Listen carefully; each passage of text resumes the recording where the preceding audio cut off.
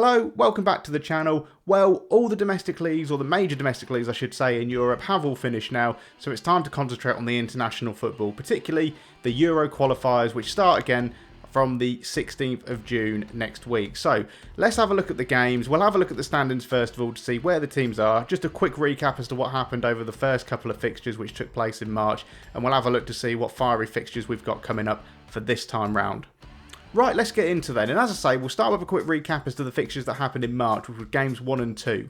So, looking across the current standings, not too many surprises that we can speak of. Currently, England, France, Croatia, Serbia, Switzerland and Portugal all top their groups. I will say, as expected, for most of them, but England and France did have a very tough start. England, you'll remember, beating Italy and Ukraine, their two hardest opponents within that group, you'd argue. And France also getting a good win against the Netherlands as well. But what that means is both teams are practically guaranteed to qualify now within their groups, even this early on. And as far as Italy and the Netherlands are concerned in those groups, not too much to worry about. They'll still be able to beat the likes of Ukraine and North Macedonia for Italy. And Netherlands, you know, they've got Republic of Ireland, Greece and Gibraltar. They'll be absolutely fine, both of them qualifying, I have no doubt. I want to call out some of the other teams that made a really good start as well. So Scotland, first of all, 6 points from their first 2 games. That includes a win at Hampden Park against Spain, who you'd think would be the favourites within that group. So really, really strong start there for Scotland. Well done to them. Kazakhstan, they came from 2 goals down, I don't even remember this, to beat Denmark 3-2. 2 very late goals as well, I think 87th and 89th minute. Final goal was a really, or the winning goal I should say, was a really good strike. I think it was the winning goal from a, it must have been about 30 yards out from the left. Check that goal out if you haven't seen it already, it's a quality goal. Great result there for Kazakhstan. And in the same group, Slovenia as well got maximum points from their first 2 games, including a win against Kazakhstan, funnily enough, and then San Marino as well. So good for them. Maximum points for Austria and Romania as well in their groups. And shout out as well finally to Moldova, usually the whipping boys in qualifiers for whatever group they're in, but actually they've come through unbeaten in their first 2 games, picking up 2 draws, including a draw against Czech Republic as well. So, you know, good for them, good for Moldova. So there's a look at the groups and the current standings. Let's move on to the fixtures that we've got coming up. And rather than going through each group in order, I'm just going to pick out some of the games which happen in date order. So from Friday, Saturday to the Monday to the Tuesday fixtures. And we'll try and include as many groups as we can on there as well. In case you don't know, no Italy, Croatia, Spain or Netherlands within these fixtures. They're in the final 4 of the Nations League, which take place at the same time. So starting on Friday the 16th, a couple of games I'm going to call out here, but the first one's going to come from Group H, and it's going to be Slovenia versus Finland, or I should say Finland versus Slovenia, because Finland are actually at home, but I believe one of these two should take the second spot. I imagine that, all said and done, Denmark will win this group, albeit they had a bit of a shocker, didn't they, against Kazakhstan, as mentioned, but I think they're good enough and strong enough to, you know, get some points and start leading ahead and take first spot in this one. So second spot, I think, will be between Finland and Slovenia.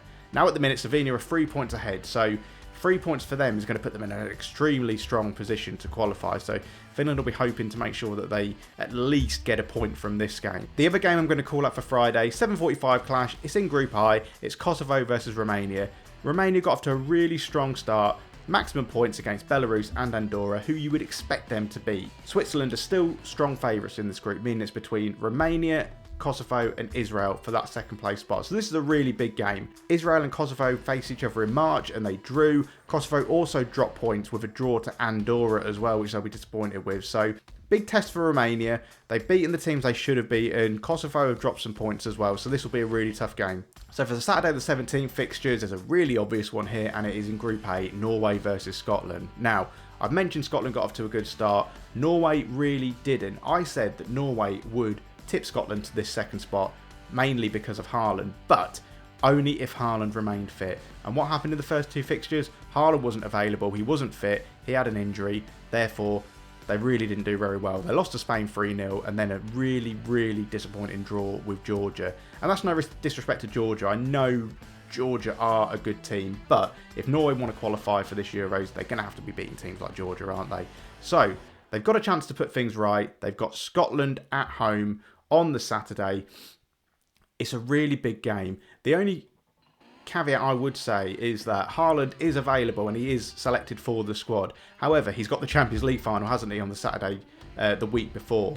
And if Man City do it, that's a treble. They're going to want to go away and celebrate that. There's talk of a tour bus and parades and all sorts of things like that within the city of Manchester if they do get the treble. So does that dampen Haaland's chances of getting in that squad and being available for the game on Saturday? I'm not too sure. I think I'd be putting him in regardless. You know, half drunk, I'd still be putting Haaland in up front because I think you really need him within that Norway team. So this is a massive game for both teams. Norway really need to start picking up points, and Scotland, if they win, they really put themselves in an extremely strong position to qualify for this Euro. So good one to watch, this one. Also on Saturday, 7:45 kickoff in Group F, you've got Austria versus Belgium. Austria are group leaders at the moment. Belgium have only played one fixture. That was a win against Sweden. A good win as well against Sweden, 3-0 away in March. Lukaku scoring a hat-trick in that one.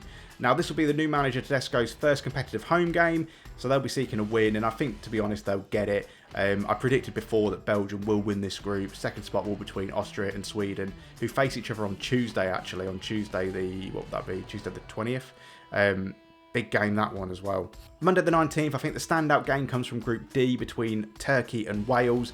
Both have games on the Friday as well against Latvia and Armenia respectively, and I think they should both pick up 3 points on those games. Decent starts, they both started okay as well. I think this will be a tough competitive game. One team, if they win, will be able to get a little bit of an advance on the other one to try and get that second spot, because again, I think Croatia are favourites here in this group as well. Wales, still a little bit of a new look squad that Robert Page is trying to build, getting some young blood in there as well. They're going to be without Aaron Ramsey. They might be without Danny Ward as well in goal for this fixture. So it's a tough one to call. Should make for a really interesting tight game. The second game I mentioned from Monday is France versus Greece. Obviously, it's always good to watch France. They're an absolutely amazing team. Always lots of goals when they play. But Greece did pick up a win against Gibraltar in March. I fancy them to beat Republic of Ireland on Friday, 16th of June. So maybe they could cause a shock. Maybe they could cause an upset. If they did get some more points on the board, remember, Netherlands aren't playing because of the Nations League. It could put a little bit of pressure on Netherlands. You never know. They might make it a little bit more competitive in that group than it would appear. Tuesday the 20th, since we haven't mentioned Group E, G or J, I'll pick some games from there to watch. So, first of all, Poland versus Moldova. This is Poland's only fixture for this round of games. Bad start in March as well, losing away to Czech Republic 3-1.